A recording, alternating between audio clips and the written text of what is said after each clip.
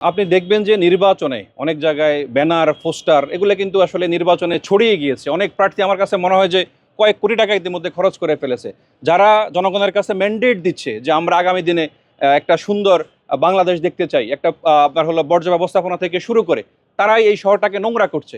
সুতরাং এই জায়গাটার পরিবর্তন খুব দরকার। আপনি দেখবেন যে যারা অনেক অনেক প্রার্থী এখানে আছেন, যারা আপনার হলো ইতিমধ্যেই বিভিন্ন পাড়া মহল্লায় তাদের ব্যানার পোস্টারে ছয়লাভ হয়ে গিয়েছে। সুতরাং আমি বারবার বলছি যে যারা দুর্নীতি করে দুর্নীতির টাকা দিয়ে ইলেকশন করছেন এবং আগামীতে দুর্নীতি করে আপনাদের টাকা কিন্তু নিয়ে যাবে বিভিন্ন দেশের বাইরে বিভিন্ন জায়গায়।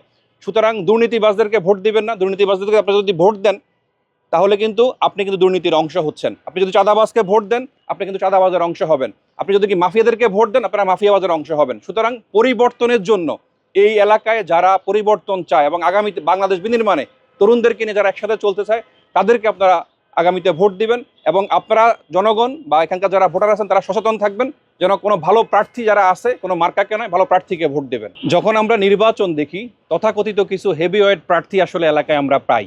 এলাকায় আমরা বিভিন্ন জায়গায় মানে আসলে মিডিয়া থেকে শুরু করে সাধারণ মানুষ এই হেভিওয়েট প্রার্থী ও হেভিওয়েট প্রার্থী, আসলে হেভিওয়েটটা কেন আসলে এটা আমি বুঝতে পারি না।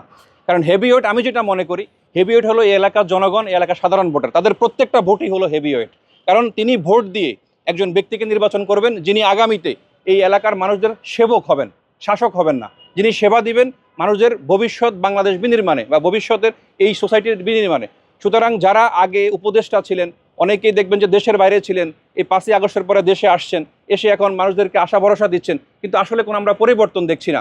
সুতরাং আমি যেটা চিন্তা করি, আমি কিন্তু প্রফেশনালি আমি জবে ছিলাম, এখন আমি নির্বাচনের মাঠে। কেন? পরিবর্তনের জন্য। আমি পরিবর্তনের পক্ষে কাজ করতে চাই। সেই পরিবর্তনটা কি করতে চাই সেটা হলো ইম্পর্টেন্ট। আমি নিশ্চিত জব ছেড়ে এসেছি এই কারণেই যে আমি মনে করি যে আমাকে যারা শাসন